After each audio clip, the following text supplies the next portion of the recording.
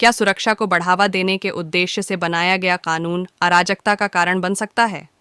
यह उत्तेजक प्रश्न हाल ही में भारत में उठाया गया है, जहां एक नए कानून ने देश भर में ट्रक, टैक्सी और बस ऑपरेटरों के बीच व्यापक विरोध प्रदर्शन शुरू कर दिया है।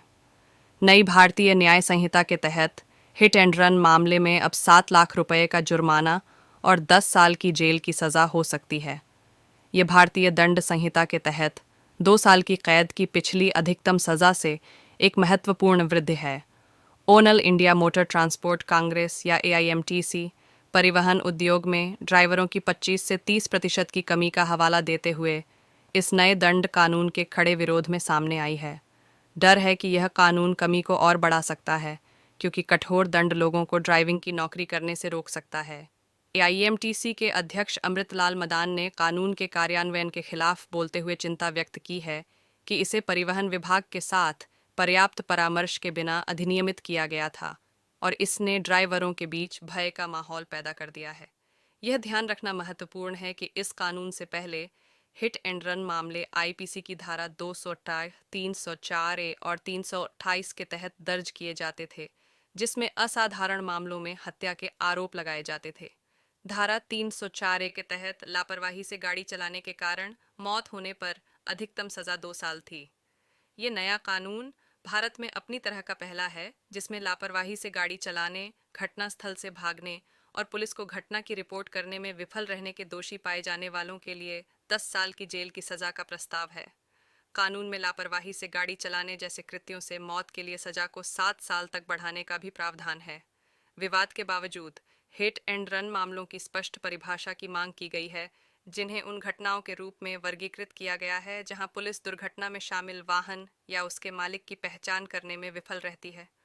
आधिकारिक आंकड़ों से पता चलता है कि हर साल हिट एंड रन मामलों में कम से कम 80,000 लोग या तो अपनी जान गंवा देते हैं या गंभीर रूप से घायल हो जाते हैं। अकेले दिल्ली में 2021 में 708 ऐसी दुर्घटनाओं में 719 लोग मारे गए।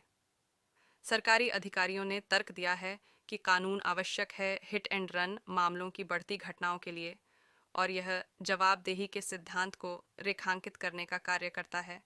उनका मानना है कि हिट एंड रन मामलों के लिए एक कानूनी ढांचा स्थापित करके वे गंभीर सामाजिक चिंताओं को संबोधित कर रहे हैं। हालांकि ड्राइवरों का एक अलग दृष्टिकोण है।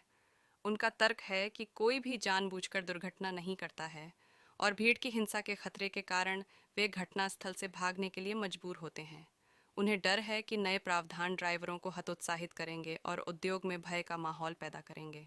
इन ड्राइवरों का यह भी तर्क है कि दुर्घटनाओं में योगदान देने वाले कई कारक उनके नियंत्रण से बाहर हैं, जैसे कोहरे की स्थिति के दौरान खराब दृश्यता।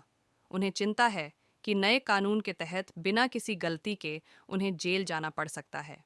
उनके विरोध का असर अभी से दिखने लगा है। 3 दिवसीय हड़ताल के कारण ईंधन स्टेशनों पर पेट्रोल और डीजल का वितरण बाधित हो गया है और फलों और सब्जियों की आपूर्ति में कमी आ गई है। परिवहन व्यवस्था अस्त व्यस्त हो गई है, जिससे कई यात्री कई शहरों के बस स्टेशनों पर फंसे हुए हैं। अच्छा, तो अब हम यहाँ से कहाँ जाएंगे? ये स्पष्ट है कि समाधान